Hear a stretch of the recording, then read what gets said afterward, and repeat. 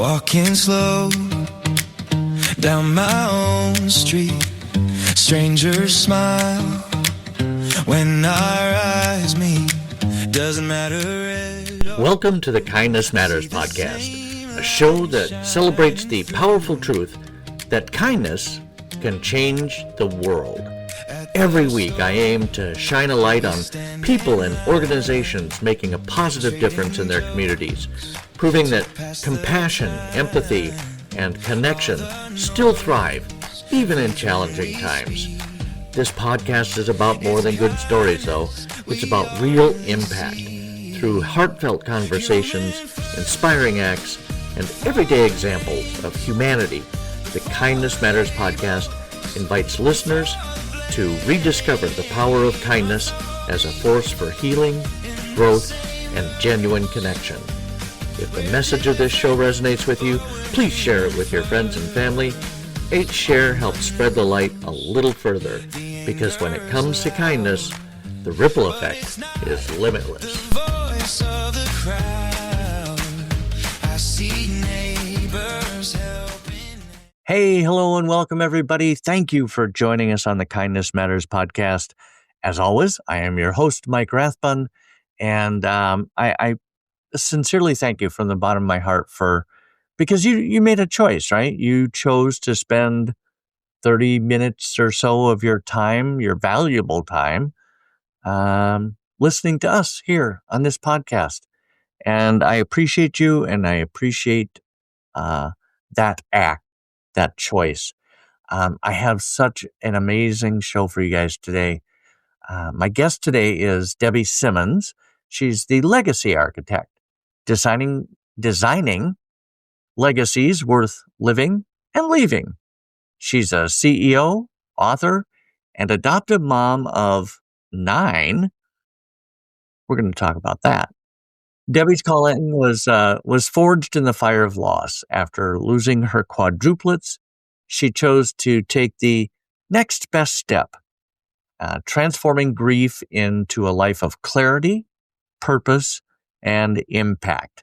She is the founder and CEO of Anchor Point, a multi-division nonprofit equipping families to heal, grow, and thrive. As the legacy architect, Debbie equips executives, entrepreneurs, and business builders to design organizations that reflect their deepest values, blueprints that create lasting impact and outlive them.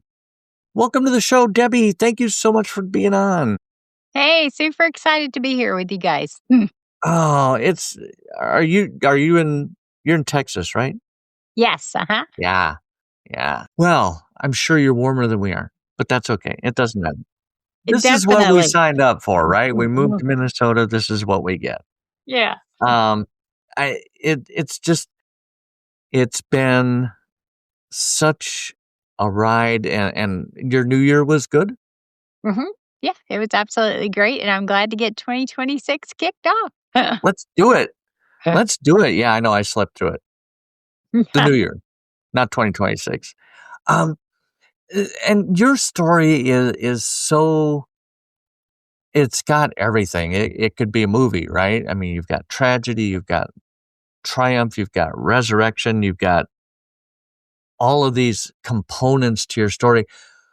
And it's the hardest one, so I want to get it out of the way first. You lost quadruplets, is that correct? Yes, I did. Yes, in 1995. It's been a while.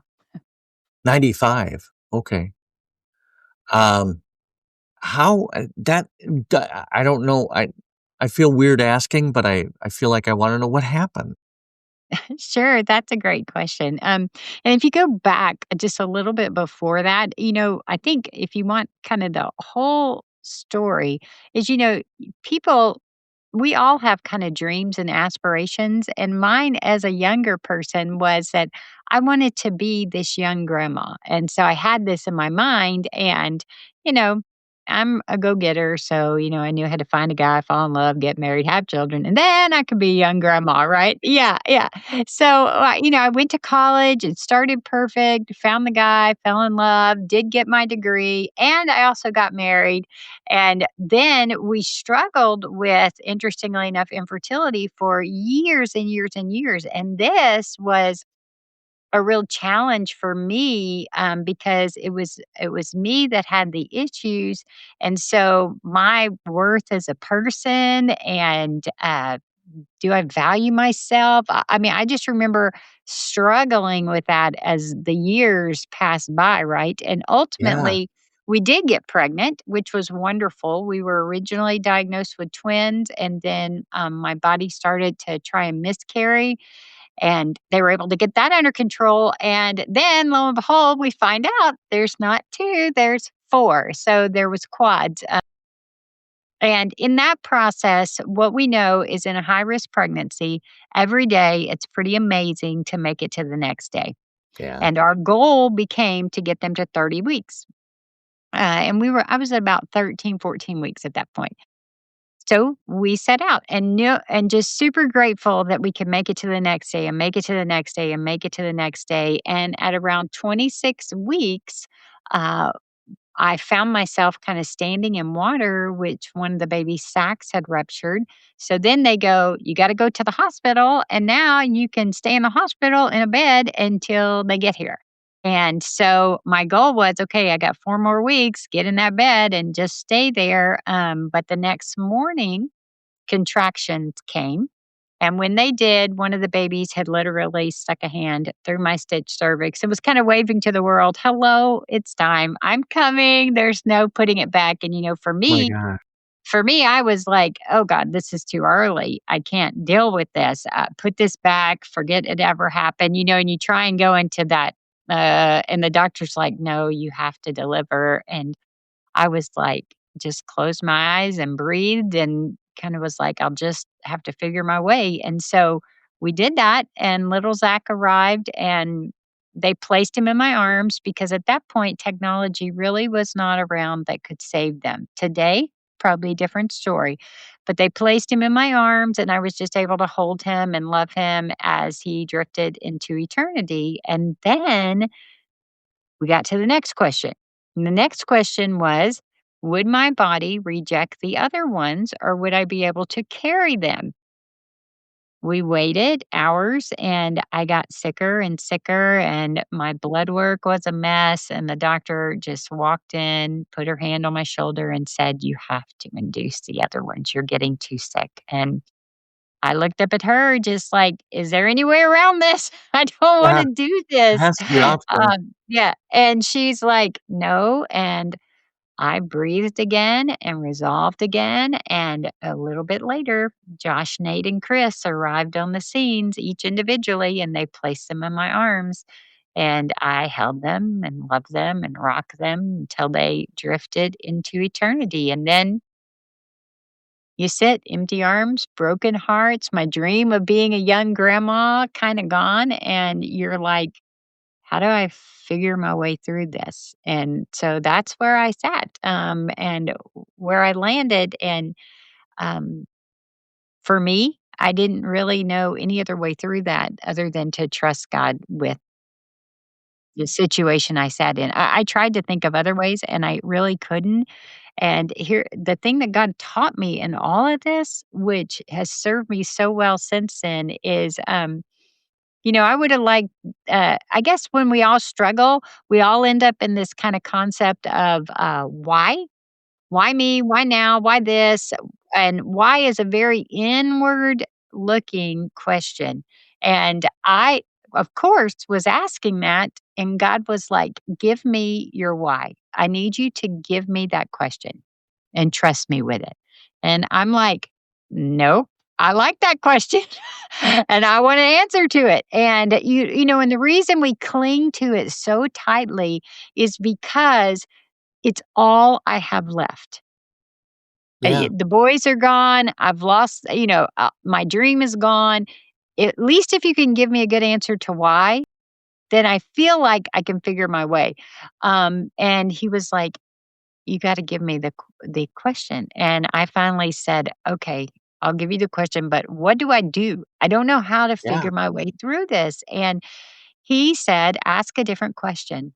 And the question was, "How do I survive? How do I survive?" And what I've learned is the answer to why this side of heaven will never satisfy. Because as soon as I would have gotten the answer, my next question would be, "Why?" That's not good enough. You'd be Do you know like a what I'm 2-year-old. "Why? Yeah, Why? yeah, Why?" and it's very Yeah. negative and it gets me stuck, and it's like this tornado that just goes down and down and down.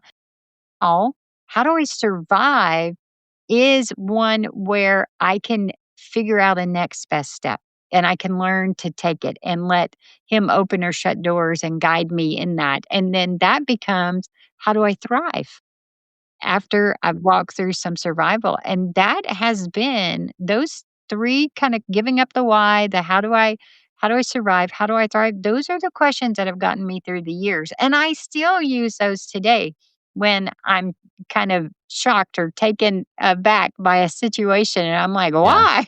I'm like, "Okay, this isn't gonna get me anywhere. If I can learn to let that go sooner, then I can get to these other questions and I can figure my way." And so that is the process, and the story of losing children and Oh figuring my my gosh. way through that. Yeah. I can't even imagine that kind of loss.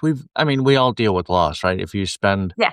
more than a couple years on Earth, you're gonna experience loss, but just that many that soon, all at Mhm, one time, mhm. roughly, I can't imagine it, and yeah, God is good, right? Yeah, And he so is well, I would say this, I don't wish that on anyone, okay? But I will tell you that it has been trusting God with it has been a moment that has defined me. And our legacies are generally born out of our pain, right? And so yes. this is part of that. So I can look back and say I'm very grateful to have been in that experience. And as difficult as it is, seeing my boys will come again in what is relatively a short time while we think it seems like eternity while we're sitting here, right? So I trust that, and their legacy gets to live on in the life that I lead now. So. Yeah, yeah. So, and in your intro, we talked about how you decided to take the next best step. That led to 9 children? Was that your next Ultimate best step? I mean, well, you there's didn't go, "Okay, now I need to adopt 9 kids." But no, no, but I like to encourage people, anybody that's struggling with anything, I'm not a superwoman. In the middle of losing the boys and trying to figure my way, some days the next best step might look like pulling the cover off of my head, getting up, brushing my teeth, walking around, and getting back in the bed. And that was substantial, right? And then right, you sure. get bigger and better, and you continue to grow, and you can get back to doing amazing things. So, part of for us, we did think about and even try to start working on getting pregnant again, and I couldn't handle it. So we put that off for a while because my body was just exhausted, my mind, physically, all that good stuff after all that. Um, as we went along in our life, about 8 years later, I had left my engineering career, went into seminary, and was working on church staff, and my husband and I both had incomes, which was very unusual by that point. So Oh, we both had incomes, and told him, I said, "Hey, look, if we're gonna have children, then maybe we need to consider trying to get pregnant again." Yeah, because 'cause I'm getting older, right? And if not, what about this idea of adoption? Would we ever consider that? And we had never really sat down and talked about it. So we started talking about it. And, a lot of people they're curious about it and would be open to do it, but they don't know how to work their way through it. So, we faced questions like, could we love children that weren't our own blood? And stuff like yeah, that. And I'm looking at my husband, I go, "You know what? I love you and you're not my own blood. So God must be able to work that out." Or there can you we go. handle children with difficult backgrounds? And ultimately we just felt like God was asking us to be open to considering that. And so we began exploring that, knowing that we could invest all this money in fertility treatments and end up with nothing, or we could spend the rest of our life investing money in children that we got through adoption. And we just kind of made our way through that. And ultimately, we have adopted three different times, sibling groups of five, and then a sibling group of two, and a sibling group of two. Um, and I just got my youngest one out of the house last week. It's So, bittersweet, isn't it? I mean, it's like, "Oh, yay. Oh." yeah, no, I'm like, after 9, I'm like, "Praise the Lord, we made it." So, I always thought that that last one, though, was like, "Now what?" Right? yeah. I mean, you Well, probably got it all figured we're out because that's trying the kind of person that you are, but, no, for me, it'd be like, now what?" we're working on it. We're trying to figure that out. We did kinda look at each other and go, "What do we do now?" And so we're in the process. I mean, everybody goes through this, Well, there's 'cause grandbabies. yeah, and ours has just been such a long time. So it's like, wow, it's like, this is the first time in forever I'm not had to be a parent with a kid in the house. But the grandbabies do come, and I love grandbabies, and they get to come a lot. So that's a good thing. Yeah. So, talk to me a little bit, because this is a show about kindness. What did kindness look like in your adoption journey as you were moving through that? What did you see any of that? Was there it was there, I'm sure. Well, here's what I found absolutely amazing in my adoption journey. My first sibling group of 5. Remember, we haven't I love children. I'm a children's pastor at the time, all this good stuff. I love being with kids. And my of my first 5, 4 of them were in the same foster home. And that woman and her husband totally blessed us by the fact that they had so lovingly cared for these children and prepared them to be ready to go to a permanent family. When my That's children walked in the first day and met me, and it was kind of just a meet and greet type thing, they walked in with presents, and they walked in calling us mom and dad. Do you know how unusual that is?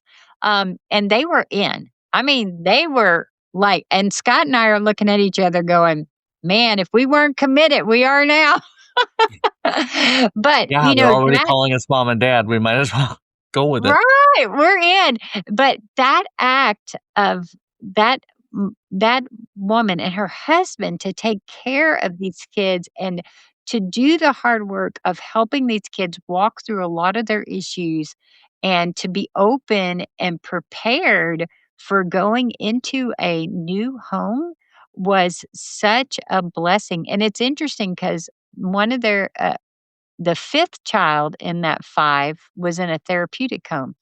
She got a little bit from this lady because she would engage with her periodically, but she was nowhere near as prepared. And it was really hard for her. So it was such a blessing for them to love these children and to love my children and to love us and prepare them, Yeah. that it was absolutely amazing. And then, for my kids themselves, to have so much grace with us as we learn how to parent them. I'm always amazed by that. And these children, taught me so much. And, I like to say that children identify areas of woundedness that we need healing in. And God gave me 9 because I had a lot of work to do. And so they have helped me become the person that God wants me to be so that I can lead and I can do the things that He's called me to do. And, my kids have graciously been teachers of me in that. But we've had people that have come along all kinds of ways and doing acts of kindness, whether it was bringing a meal or a lot of them would come in and help babysit for me just to give us a break. You see all those kinds of just acts of kindness, Yeah. that are a super blessing to families as they're growing, and those things happen all the time. Yeah, and you talk about just, the bringing in the meals, and when you're going through that kind of change in your life, Mhm. you went from a period where you thought all of your dreams were over, of having a big family and being a young grandma and what have you, to now you've got, well, not at the time, not all at once, but eventually you had 9 kids, and in those moments, in that period of change, the smallest acts of kindness can really be lifesavers, can't they? Yeah. Oh, yeah. They're definite. I mean, the people that would come over and just let me walk outside and become a good And mom it again sounds like would a be small thing, but it's really not.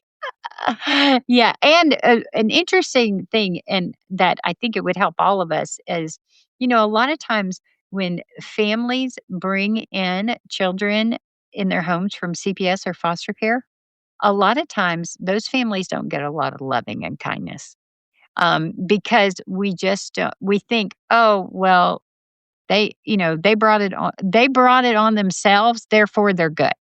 And I'm like, "Are you kidding me? I got 5 and I'm going, I'm in over my head. I gotta figure my way out of this." And, so the people who still stepped in and were blessings, just made that extra special because a lot of times we don't take care of adoptive families the way we do newborns or infant adoptions even. And that's something to just remember is that even if I'm adopting a 15-year-old, it's a major transition in our lives that we have Yeah, to go through. So anything that we can do to reach out to those families is truly a blessing for them. And a lot of times they're adopting children like that. They come with trauma backgrounds, and trauma is hard on all of us. And when those kids feel safe in our homes, then they will begin to start to deal with some of their trauma histories. And when they do, they take it out on new adoptive mom, usually, because she's the safest place and she's generally the caregiver. And so, we can really bless these families by providing respite care or time, or a meal, or just coming. We had people that just hung out with us. When you got 7 or 8 or 9 of us and another person coming over to play games with us, just put other good, healthy adults in my kids' lives. That was very powerful for us, from that yeah. standpoint. So you're raising all these kids and you think, "I'm just not busy enough. I need to start a non." Well, actually, it's a little more complicated than that. I'm sure. I've always felt like I was not just meant to be, God had not just called me to be a stay at home mom. I love stay at home moms, and I believe that's a full time occupation and honor that. But I really felt like God was telling me to do something different. So for many years, I was able to work out of my home and work for Chuck Colson's organization, Prison Fellowship, and I ran 3 or 4 states of prison ministry. And that is what I was doing at the time. And God just began to plant this seed in me of starting Anchor Point, and I was like, "No, I'm not really interested. You've got the wrong girl. I work in full time ministry. I have a full time mission field in my house. Go somewhere else." Because I'm like, this is going to be too much. Yeah. And I, God and I wrestle. If you know anything about God, you know that generally, if you're wrestling, you don't win. But I'm wrestling, thinking maybe I have a better shot than anybody else, in the Bible. But I'm wrestling, and God's like, He managed to allow my job to go away in about a week. And it was very, very painful. Oh, And I remember after the dust kind of settled, we had 7 kids at the time. God was like, "Okay, now do you have time?" And I was like, "Yes, I'll do whatever you say." And so but if you look at my history, all our lives are not straight. They're all this messy little weave, right? Okay. But if I have a love for children from the very beginning, and I lose the boys, and I love life, and I want families to be successful, Anchor Point is just a natural extension of that. Would I do that on my own accord? No, because I'm busy. But Right. God's like, no, this needs to happen. And so it is a real privilege. It's 15 years old now, but it's a real privilege that it impacts lives, thousands of lives, and it'll be here long after I'm gone if we make sure it's set up right and the foundations are right and we're doing all of that. So it's fun to think that I could be in heaven and I could still see Anchor Point having impact. So Yeah. God just started putting this in my life, this thought, it just wouldn't go away, and he didn't relent, and finally I said, "Okay." And so I'm like, "I don't know how we're gonna do it. I don't know how we're gonna afford it. I don't know how I don't know any of those answers." Right. But guess what I ask? How How? do I figure this out? I have no Not idea. why, how? Yeah. Whole Yeah, different question. the why was 2 years of why me? Why this? Yeah. But, how do I survive this? How do I figure my way through this? You're a God of wisdom. Give it to me. And then, now the question is, obviously over the years, we've always asked, how do I thrive? And then, how do we make it such that it can continue even without me as a CEO one day? That is the important kind of next step is to prepare it for that. And we're doing that. And I'm so proud of the staff as they're learning and growing and expanding what we're doing. And it's been I don't regret it, but that 2 years of struggling with it, I put up the best I could and didn't win. So God really is the one that planted that and is the one that's brought that to fruition. I just got to be part of the journey of that. Yeah. So for my listeners who might not know, what is Anchor Point exactly? Sure. It is a nonprofit that really focuses on giving families hope. And we kind of start with from the very moment that a young lady might find out she's pregnant, she doesn't know what to do, and she's struggling with that. So we start with our medical clinic. We have case management that works alongside them to go, okay, how are you doing? What's working? What's not working? Here's your next step. Let's figure your way. Baby mom, baby dad, everybody's involved in that. Parenting, education, anything you can think of to help that family move through this new phase of life that they're trying to figure out and to be successful. And, that comes with you and I also bring a lot of our own baggage to stuff, right? So these are people that are generally have trauma backgrounds, stuff in their histories that we've got to work with to get them prepared to be the best parent that they can be. We have a maternity home for girls that are homeless and pregnant and need to figure their way and then get set up. And then usually that goes about 18 to 20 months to get them out on their own where they can sustain both the baby and themselves and be successful. And then we do therapeutic camps for families who have adopted to help them understand this child that God has given them to love and how the trauma may be causing tension and challenges and how we can kind of work through that. So it really is, I just like to think of it as it's a way to lift the tide of parenting so that we are stronger as a community and as individuals within that community. Yeah, and that's so needed, I think, in this world Yep. today because, we always say, well, parenting doesn't come with a guidebook or a handbook. But in a way, you guys are kinda doing that, aren't you? Well, we add something to that. We say that, that kids don't come with a handbook, but the kids are the handbook.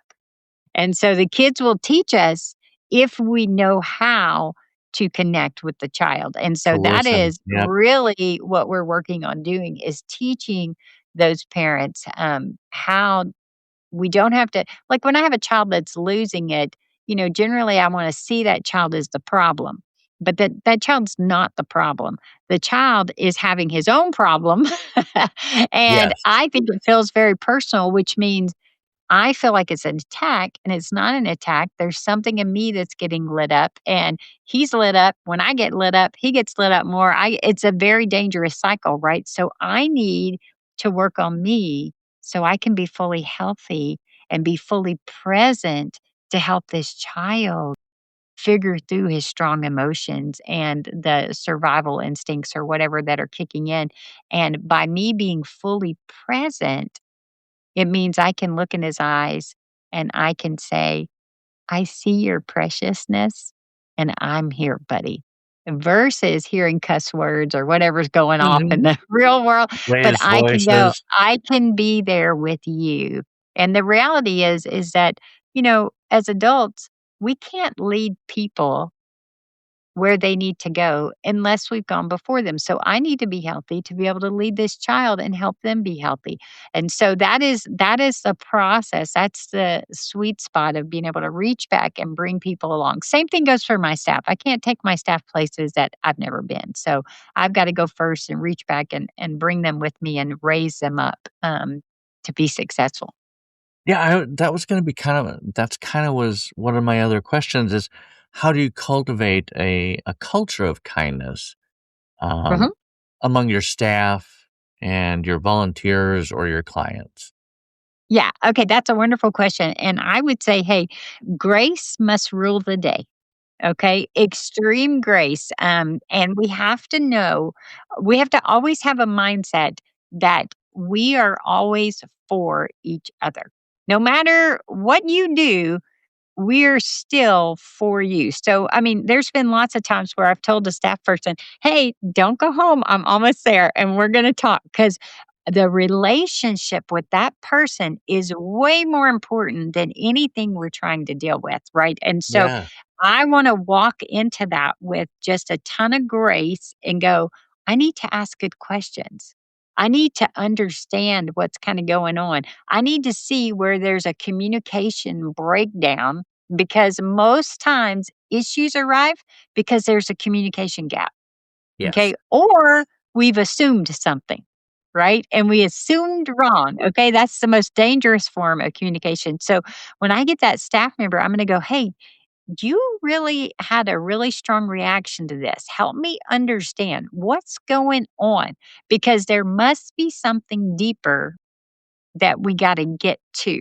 And sometimes they'll say, well, you did this or you did that, da, da, da, da, da. And the thing is once the talking starts, we're able to then, I'm able to go, oh no, that's not what I meant. I could Yeah, see how it came across that way. But here is what was rolling around in my head. And this was kind of the assumption that they were making. And so let's get to a good space because at the end of the day, we are for each other.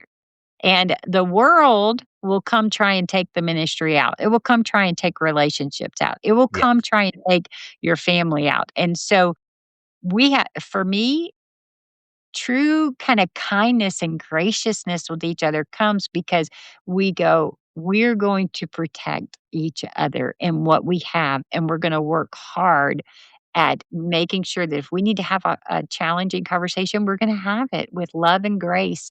And we're going to figure our way forward because I am never going to assume that you are out to get me or hurt me or anything like that. I'm going to always assume that your heart is in the right place.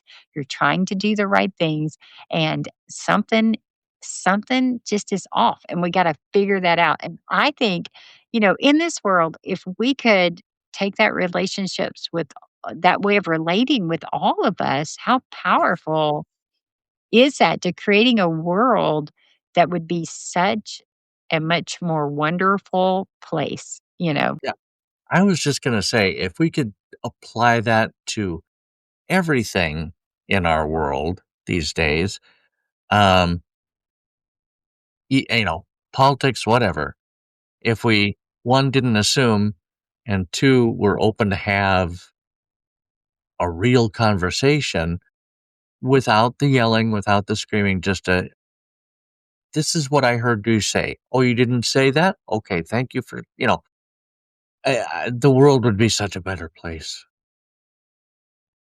Anyway, um, Well, So I I'm will say gonna, it starts yeah, with us, right? So, I mean, the more you or I or any of your listeners yes, do that, the more powerful our circles of influence become. And what I would tell you is that my staff, my children, they're watching me and how I choose to respond in those challenging situations, and how I walk through them teach them how to do it, right? And how they can do it.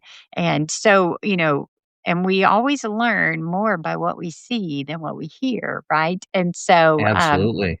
I have children that lose it and they get mad at these girlfriends or whatever that we've now got in our lives. And I'm like, you got to have grace. You need to breathe and you need to calm down and you need to go into it. Could it be that there could be another perspective, and stuff like Yeah. that? And so helping them because they've watched us do it over the years is very, Hmm. very powerful. As a first step, right? We'd love to be Yeah. able to change the world all at once, but we can certainly change our interactions for sure. Yeah, absolutely. Thank you so much for coming on the show today, Debbie. This has been so uplifting. I feel uplifted. Um, and I'm going to have all of your links in the show notes, but I understand you have a free offer for our listeners today. Yeah, I love that. This can be my act of kindness. How about that? There Fantastic. you go. If they will just go to the website, The Heart of Legacy, I have a book that's out called The Heart of Legacy. And it is about how to live a faithful, focused, and fearless life. And it has more of my story in it, but it also deals with those questions of why and how to survive and how to thrive. And it gives you wonderful stories of anchor points impact in there so you can see how it makes a difference. And I think it'd be a wonderful kind of next step for anyone who's just going, how can I take my life kind of to the next level? This is a great book and it's absolutely free. And I would love to bless your listeners with that. That's fantastic. That link will also be in the show notes. I so appreciate your life experience, Debbie, and what you're doing for families. And thank you for blessing me with some of your time today. Yeah, my pleasure. Take care, and we will talk soon. It's kindness we all really see. Human first. Thank you so much for joining this episode of the Kindness Matters podcast and spending part of your day with us and our guest, Debbie Simmons. It's truly appreciated, and the hope is that you're taking something positive and encouraging with you into the rest of your week. If this episode resonated with you, please share it with a friend and consider leaving a review or a comment on the episode. Your feedback helps others find the show and keeps this conversation about kindness going. You're also invited to connect with the community on social media, Facebook, Instagram, TikTok, Threads, and YouTube, where more uplifting content and updates are shared. Don't forget to subscribe to the newsletter so you never miss an update, special feature, new release, or more uplifting content. And be sure to check out the brand new merch store where you can pick up some cool Kindness Matters gear that supports this show. And remember, the proceeds from every purchase go to a nonprofit doing good in the world. Both of those links are in the show notes. We will be back again next week with another inspiring, uplifting episode. But remember, kindness matters, and so do you. All the